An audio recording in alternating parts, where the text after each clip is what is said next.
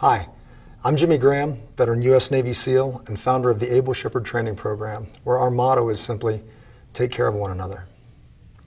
I'd like to talk to you about one element of firearms safety that we don't typically think about, one that has recently affected me and my family. I'd like to talk to you about how we, as gun owners, can help prevent suicide. Nearly 80% of firearms deaths in Colorado are suicides. That's more than homicides and unintentional shootings combined. So if you're a gun owner like me, listen up.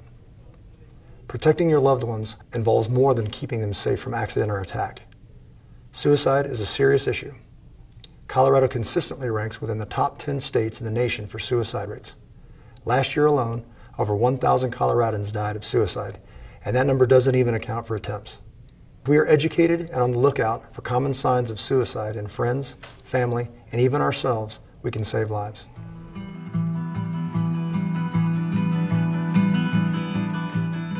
Be intentional about scheduling quality one-on-one time with your loved ones. You simply can't see warning signs if you're not spending the time to look for them. Also, the time invested may just be the difference needed in the life of someone who is struggling. If and when identified, we must take warning signs seriously and get involved. People who are thinking about suicide may talk about wanting to die or kill themselves.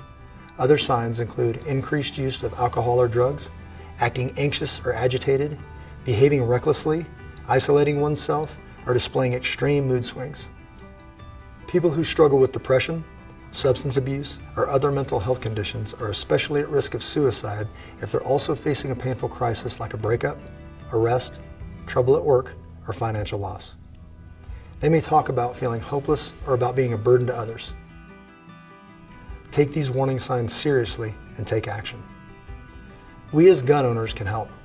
Putting time and distance between a suicidal person and a firearm may help save a life. Here are some precautions to remember when a friend or family member may be struggling.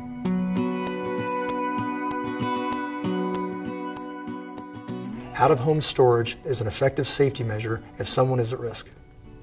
Many places in your community may offer storage: gun shops, shooting ranges, or law enforcement facilities. It is always best to call ahead and find out what the storage and return policies are so that you can select the best option that works for you. Firearms may also be loaned to a relative as long as the person isn't prohibited by law from having a gun.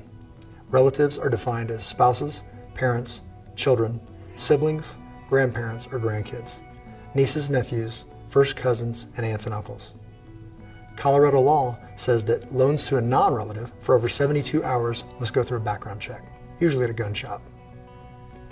Some ranges and retailers also offer gunsmithing and cleaning services that can provide a temporary option for out-of-home storage.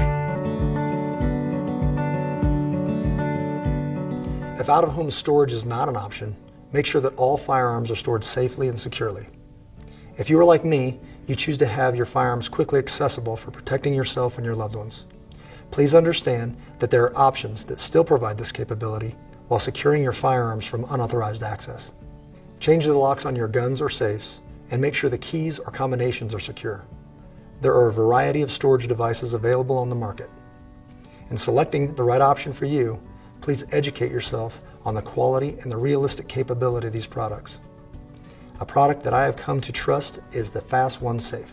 Its buttons are mechanical as opposed to electronic, and it works even if your fingers are wet. It is a solid steel construction, so that it's very secure. And its combination pattern can be memorized instead of remembering number sequences. Any strategy that builds time between someone in a suicidal crisis and a firearm will keep everyone safer. We all struggle from time to time. It's okay to ask directly if a friend or family member is thinking about killing themselves. And if they are, remember these suggestions on safe storage. Contrary to what you may think, it's highly unlikely that you will cause someone to act on a suicidal thought simply by asking about it. In fact, research has shown that asking directly can actually reduce the risk. If it's you experiencing a crisis, know that you're not alone. Please consider these options. Get connected with a healthy support group. Seek help from a qualified professional. Store your guns off-site temporarily. Ask a friend to hold onto your keys or store them somewhere safe where they're not immediately available in a crisis. Disassemble your guns and entrust a friend with non-regulated components such as upper receivers, barrels, or slides. Here's why the strategies previously mentioned are so important. Suicidal crises are often brief. Research shows that many people who attempt suicide make the final decision in 10 minutes or less before acting. 90% of those who attempt suicide and survive, even very serious attempts, don't go on to kill themselves. Recovery is possible. There is hope, and it's our job to make sure everyone who is struggling gets that chance. Asking about suicide may seem like a difficult conversation to initiate, and it will take courage to risk it. But if it will save a life, it's worth it. Reducing suicides within each of our homes is a job for each of us as responsible gun owners.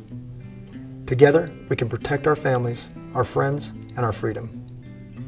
I am Jimmy Graham. I am a protector, and my guns are not an option for suicide. Please join me in making sure that yours aren't either. God bless, and take care of one another.